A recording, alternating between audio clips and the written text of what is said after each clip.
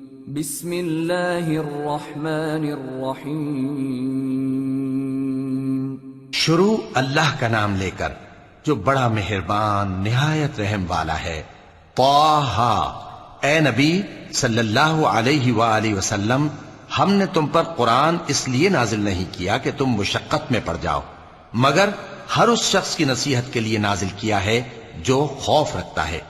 یہ اس ذات کا اتارا ہوا ہے جس نے زمین اور اونچے اونچے آسمان بنائے، یعنی رحمان، جو عرش پر جلوہ افروز ہوا۔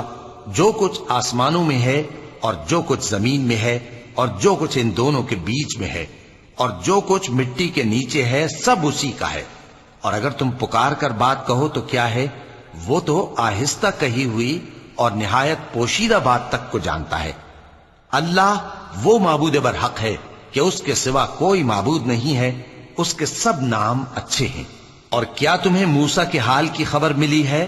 جب انہوں نے آگ دیکھی تو اپنے گھر والوں سے کہا کہ تم یہاں ٹھہرو، میں نے آگ دیکھی ہے، میں وہاں جاتا ہوں، شاید اس میں سے میں تمہارے پاس انگارہ لاؤں یا آگ کے مقام سے اپنا رستہ معلوم کر سکوں۔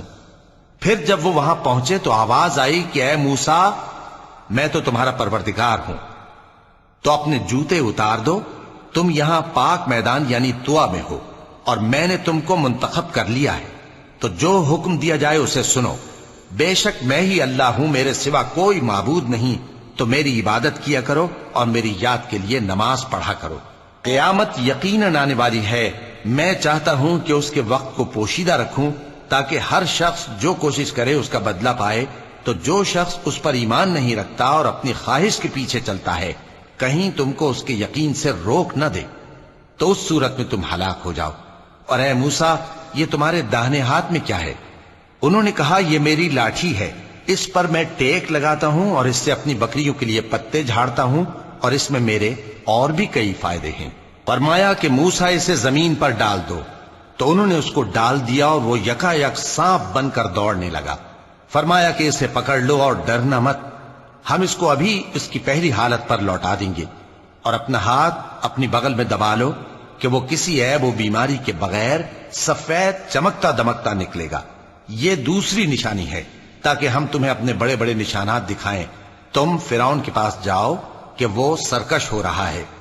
کہا، اے میرے پروردگار، اس کام کے لیے میرا سینہ کھول دے اور میرا کام آسان کر دے، اور میری زبان کی گرہ کھول دے تاکہ وہ میری بات سمجھ لیں، اور میرے گھر والوں میں سے ایک کو میرا وزیر یعنی مددگار مقرر فرما، یعنی میرے بھائی ہارون کو۔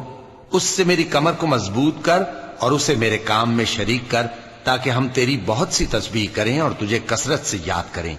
تو ہم کو ہر حال میں دیکھ رہا ہے۔ فرمایا، موسیٰ، تمہاری دعا قبول کی گئی، اور ہم نے تم پر ایک بار اور بھی احسان کیا تھا جب ہم نے تمہاری والدہ کو الہام کیا تھا جو تمہیں بتایا جاتا ہے۔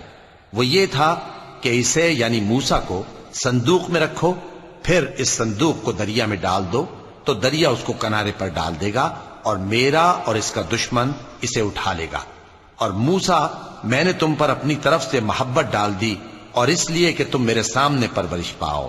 جب تمہاری بہن وہاں فرعون کے ہاں گئی اور کہنے لگی کہ میں تمہیں اس کا پتہ دوں جو اس کو پالے پوسے، تو اس طریق سے ہم نے تم کو تمہاری ماں کے پاس پہنچا دیا تاکہ ان کی آنکھیں ٹھنڈی ہوں اور وہ رنج نہ کریں۔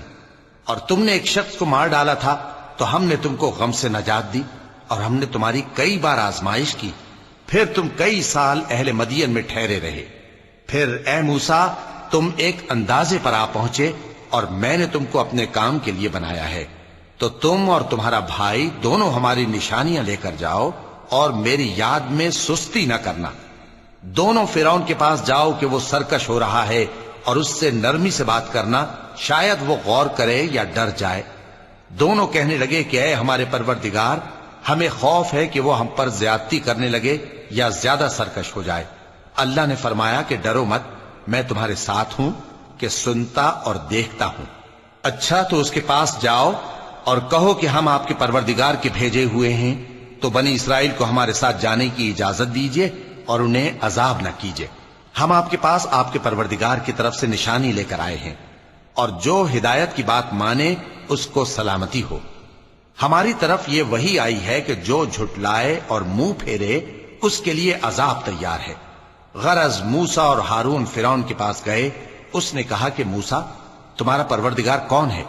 کہا کہ ہمارا پروردگار وہ ہے جس نے ہر چیز کو اس کی شکل و صورت بخشی، پھر راہ دکھائی۔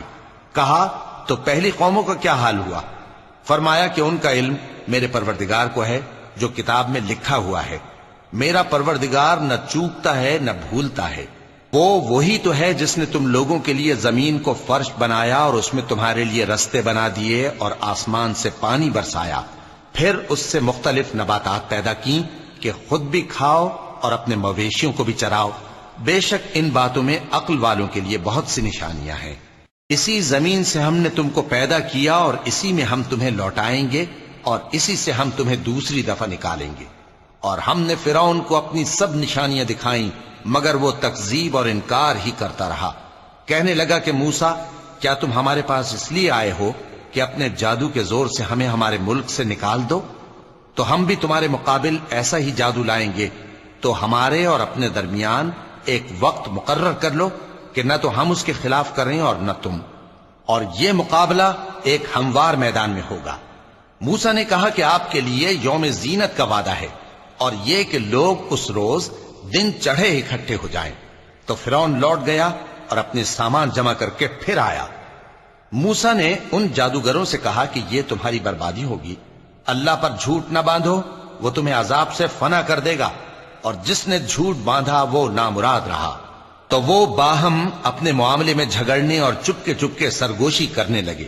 کہنے لگے یہ دونوں جادوگر ہیں، چاہتے ہیں کہ اپنے جادو کے زور سے تم کو تمہارے ملک سے نکال دیں اور تمہارے بہترین مذہب کو نابود کر دیں۔ تو تم جادو کا سامان اکٹھا کر لو اور پھر قطار باندھ کر آؤ۔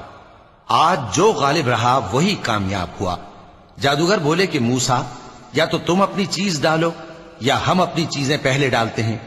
موسیٰ نے کہا بلکہ تم ہی پہلے ڈالو۔ جب انہوں نے چیزیں ڈالیں تو یکا یک ان کی رسیاں اور لاٹھیاں موسیٰ کے خیال میں ایسی آنے لگیں کہ وہ میدان میں ادھر ادھر دوڑ رہی ہیں۔ اس وقت موسیٰ نے اپنے دل میں خوف محسوس کیا۔ ہم نے کہا خوف نہ کرو، بلا شبہ تم ہی غالب رہو گے، اور جو چیز یعنی لاٹھی تمہارے داہنے ہاتھ میں ہے اسے ڈال دو کہ جو کچھ انہوں نے بنایا ہے اس کو وہ نگل جائے گی۔ جو کچھ انہوں نے بنایا ہے یہ تو جادوگروں کے ہتھ کنڈے ہیں، اور جادوگر جہاں بھی جائے کامیاب نہیں ہوگا۔ اس پر جادوگر سجدے میں گر پڑے، کہنے لگے کہ ہم موسیٰ اور ہارون کے پروردگار پر ایمان لائے۔ فرعون بولا کہ پیشتر اس کے کہ میں تمہیں اجازت دوں تم اس پر ایمان لے آئے؟ بے شک یہ تمہارا بڑا یعنی استاد ہے جس نے تم کو جادو سکھایا ہے، سو میں تمہارے ہاتھ اور پاؤں مخالف سمت سے کٹوا دوں گا اور تم کو کھجوروں کے تنوں پر سولی چڑھوا دوں گا، اور تم کو معلوم ہوگا کہ ہم میں سے کس کا عذاب زیادہ سخت اور دیر تک رہنے والا ہے۔ انہوں نے کہا کہ جو دلائل ہمارے پاس آ گئے ہیں ان پر اور جس نے ہم کو پیدا کیا ہے اس پر ہم آپ کو ہرگز ترجیح نہیں دیں گے، تو آپ کو جو حکم دینا ہو دے دیجئے، اور آپ جو حکم دے سکتے ہیں وہ صرف اسی دنیا کی زندگی میں دے سکتے ہیں۔ ہم تو اپنے پروردگار پر ایمان لے آئے تاکہ وہ ہمارے گناہوں کو معاف کرے اور اسے بھی جو آپ نے ہم سے زبردستی جادو کرایا، اور اللہ سب سے اچھا ہے اور ہمیشہ باقی رہنے والا ہے۔ جو شخص اپنے پروردگار کے پاس گناہگار ہو کر آئے گا تو اس کے لیے جہنم ہے جس میں نہ وہ مرے گا نہ جیے گا، اور جو اس کے روبرو ایماندار ہو کر آئے گا اور عمل بھی نیک کیے ہوں گے تو ایسے لوگوں کے لیے اونچے اونچے درجے ہیں، یعنی ہمیشہ رہنے کے باغ جن کے نیچے نہریں بہ رہی ہیں، ہمیشہ ان میں رہیں گے، اور یہ اس شخص کا بدلہ ہے جو پاک ہوا۔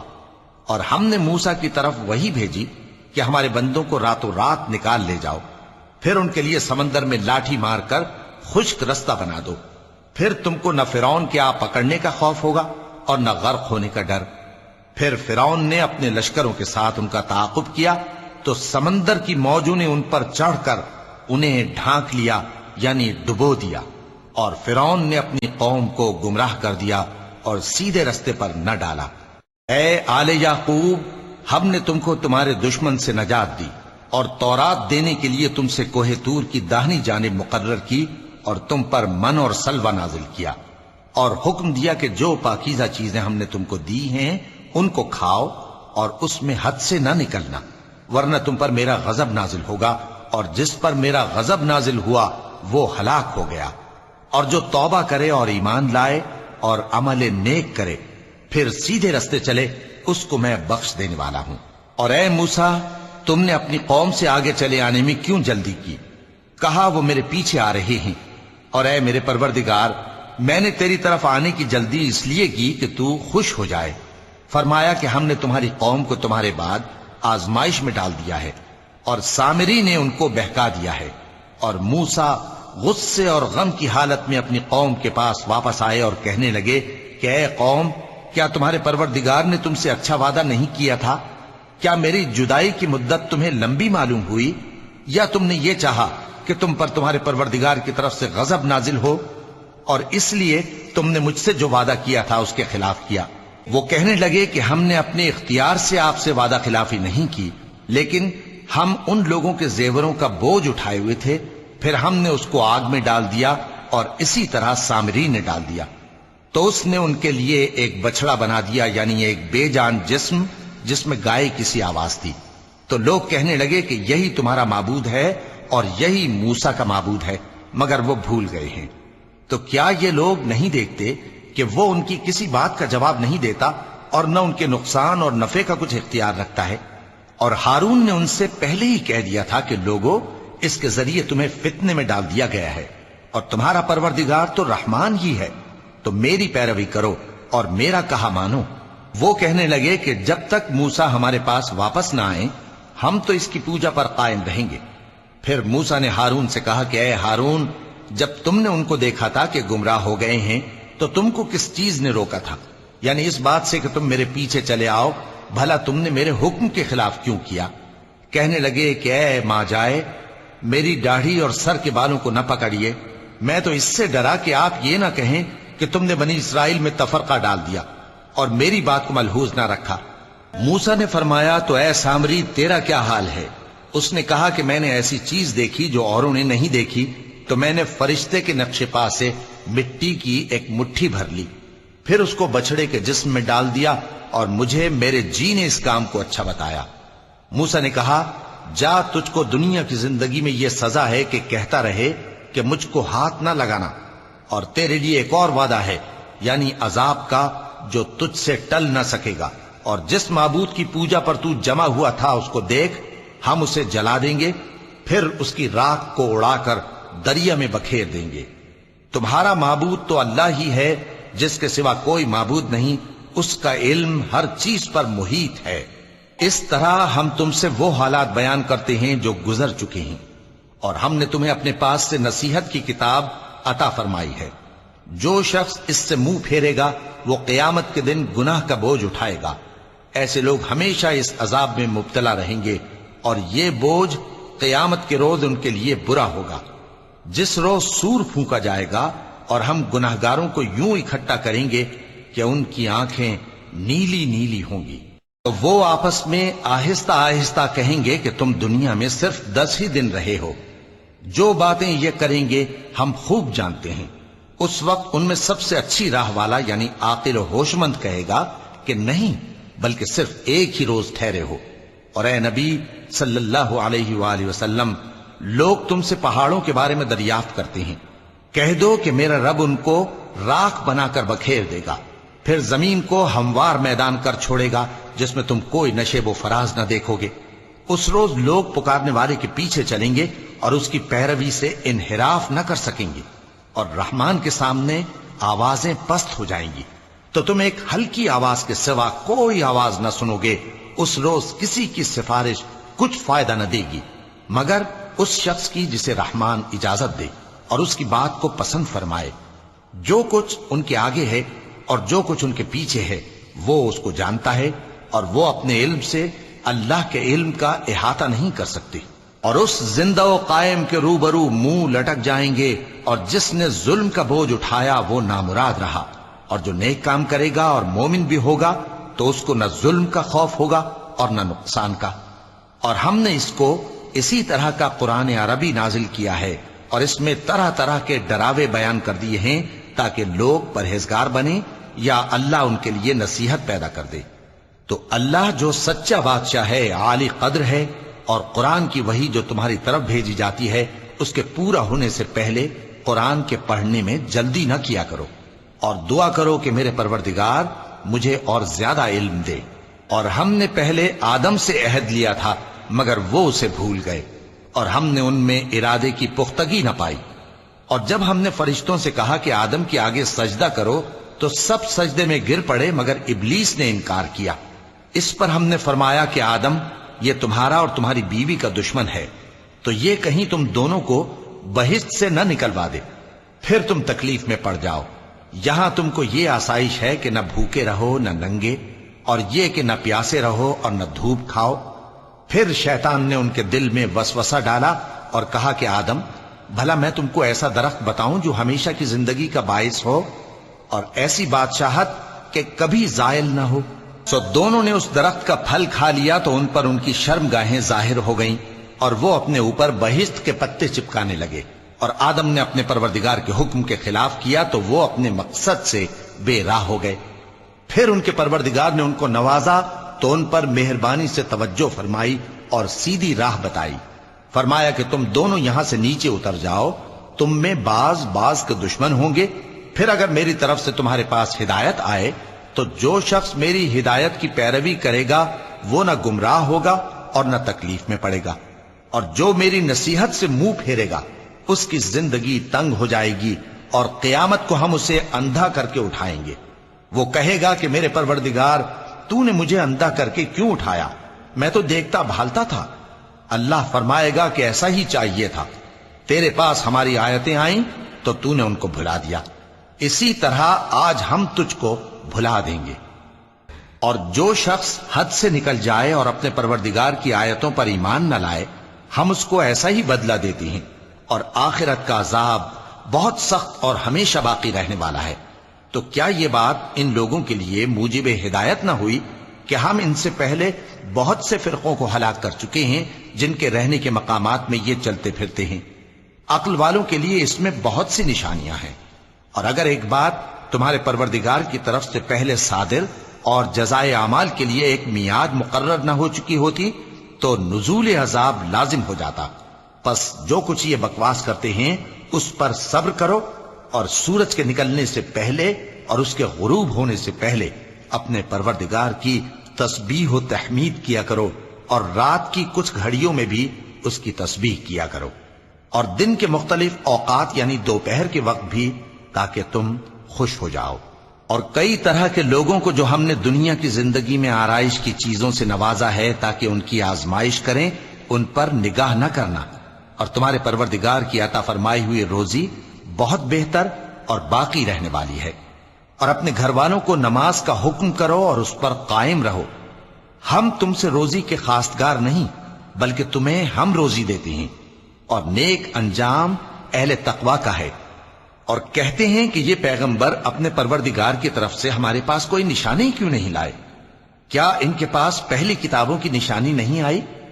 اور اگر ہم ان کو پیغمبر کے بھیجنے سے پیشتر کسی عذاب سے ہلاک کر دیتے تو یہ کہتے کہ اے ہمارے پروردگار، تو نے ہماری طرف کوئی پیغمبر کیوں نہ بھیجا کہ ہم ذلیل اور رسوا ہونے سے پہلے تیرے احکام کی پیروی کرتے۔ کہہ دو کہ سب نتائج اعمال کے منتظر ہیں، سو تم بھی منتظر رہو، ان قریب تم کو معلوم ہو جائے گا کہ دین کے سیدھے رستے پر چلنے والے کون ہیں اور جنت کی طرف راہ پانے والے کون ہیں، ہم یا تم ہے۔ صدق اللہ العظیم۔ قرآن مجید اینڈ اسلام کو سبسکرائب کریں اور بیل آئیکن کو پریس کریں، کیونکہ اس میں آپ کو قرآن مجید اور اسلام کے بارے میں سکھایا اور بتایا جائے گا۔